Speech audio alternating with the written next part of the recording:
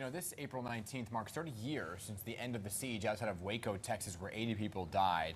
The events that followed, they're now being retold in a limited series. It's called Waco, The Aftermath. Take a look. The issue can't be whether or not Koresh was the Messiah. If that's our case, then they win. Because guess what? He wasn't.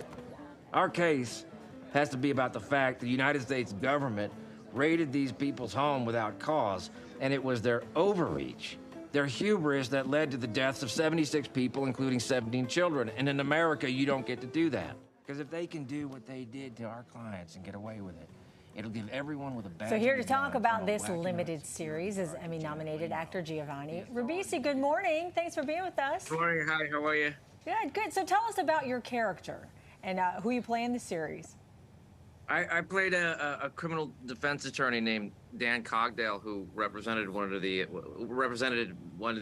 Branch Davidians, who were one of the survivors, Clive Doyle, and you know, it was nerve-wracking to say the least to play a real-life character. Dan, I got to talk to him and interview him, and then he actually came down to the set at one point. But he was incredibly supportive of the project, and it was, at the end of the day, something that we were all very proud of. Yeah. Coming down to the set to have the real person who you're portraying, how does that kind of change the mentality of how you approach the character, I guess? Yeah, well, it was actually in the middle of a take where I was doing I think I was doing some monologue or something, you know, and I noticed him in the corner of my eye, and then everything just completely fell apart. It must be a little nerve-wracking. Yeah. Right, to say the very least.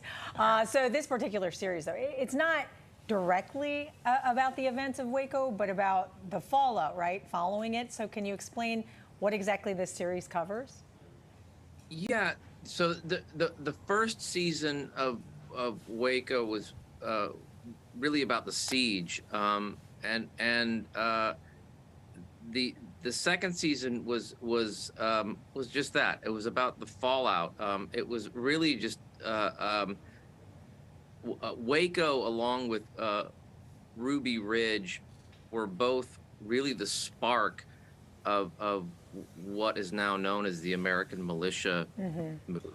And the second season is about the effects of what that had on this country.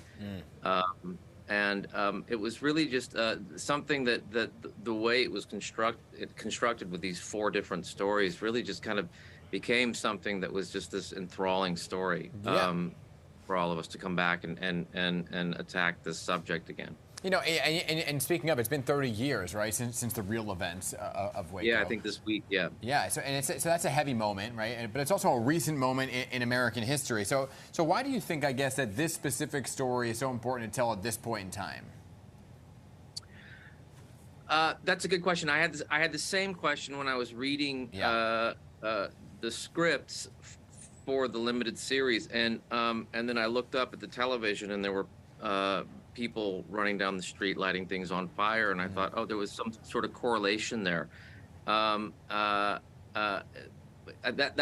one of the reasons to watch the show, really, because you can actually draw a correlation between you know, January 6th, the Oklahoma City bombing, you know, obviously Waco, Ruby Ridge.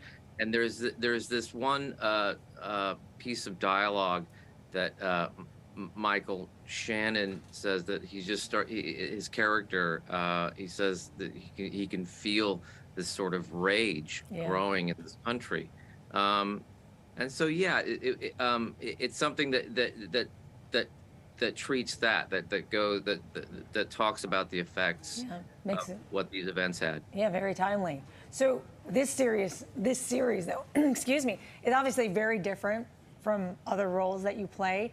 Most recently, you starred in Avatar: The Way of Water. Never heard of it. Yeah, a little-known film series. So there are more Avatar films coming. So what's it like to be something so huge like Avatar? Yeah, I mean, I had a very a small little moment in the second one. My character Parker Selfridge comes back uh, uh, to the planet in the third one, and more or less wages war Yeah. in his own way. And so, yeah, I mean, it's just an incredible experience. We had a screening last night of Waco, and Stephen Lang came down uh, to see it, and it was a great reunion for me. It's just there's just it's just such a privilege to work with James Cameron. He's just such a smart person, and yeah, I'm excited to go back and do 4 and 5 with them. Has that already begun? No, I think that's going to be next year. Okay, good. Wow. Well, you got to come on back and talk to us about it then, right? Yeah, cool. Definitely. All right. Giovanni Ribisi, thank you so much for being here this morning to talk about right, the limited series Waco. The Aftermath is going to debut on streaming and on demand for all Showtime subscribers on Friday, April 14th, before making its on-air debut on Sunday, April 16th. Good to see you. Good to see you too. All right. Take care.